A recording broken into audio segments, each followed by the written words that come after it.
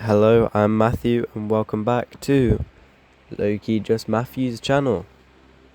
And today we're talking about the good old 10th Doctor, David Tennant. Now you may be wondering, hey Matthew, you said you didn't like David Tennant's Doctor in the last video. Well, despite saying that, I actually do like David Tennant's Doctor. Let's talk about it. Okay, I think the problem that I have with David Tennant's Doctor is it follows up from such an amazing Doctor. There's a lot of Doctors in this one video, but I really like David Tennant in general. I think he is an amazing Doctor, and I think realistically he's probably the best Doctor. He's most notable by sure.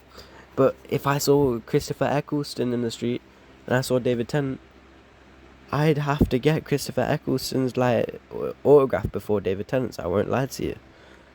I just preferred his Doctor. Now, let's actually talk about Series 2. Because we're not talking about the Doctor in general today, because I haven't actually finished Season 3 and 4 of David Tennant's Doctor. So, Season 2. Let's talk about some of the more notable episodes. Okay, so, looking at the episodes, we have New Earth. Oh no, we're not starting correctly. Okay, we actually have the Christmas Invasion, which is an amazing episode. Granted, the Doctor sleeps for the majority of it, but it's actually very good. New Earth is a little bit of a body swap gimmick, so it's not too great.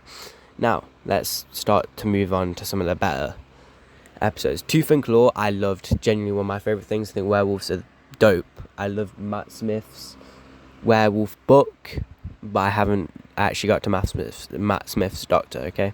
That doesn't matter anyway. So, next, we have The Girl in the Fireplace. Absolute peak. This genuinely made me so sad when she had died and Doctor was reading it. You know, school reunion, it was it had the, I don't know his name, but he died recently, so rest in peace to that man. But yeah, it also had Sarah Jane, which is, if you watch the older Doctor Who's, it is, I want to say, the 5th Doctor's companion.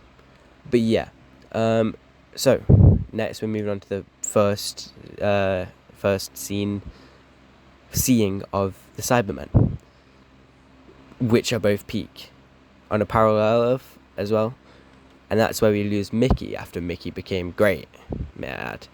Then we have the Impossible Planet and the Satan Pit really show the depth in Rose, Tyler, and the Doctor's relationship, where they're talking about actually settling down.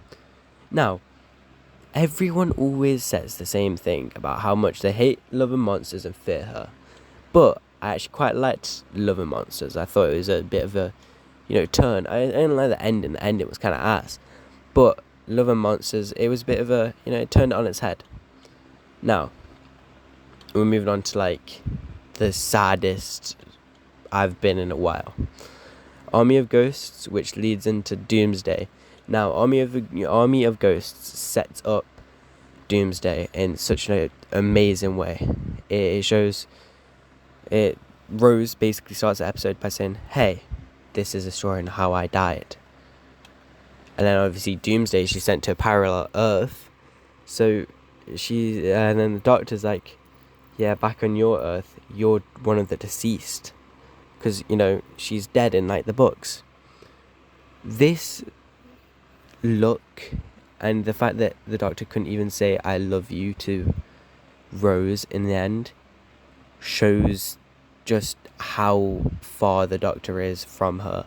It shows the complexity of the Doctor. And then we move on to the Runaway Bride, which was the end of Season 2. It's the Christmas special for Season 2.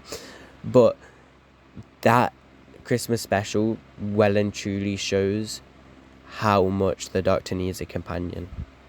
The guy is he's not evil, but he doesn't care about the aliens on their own, and that is so evident.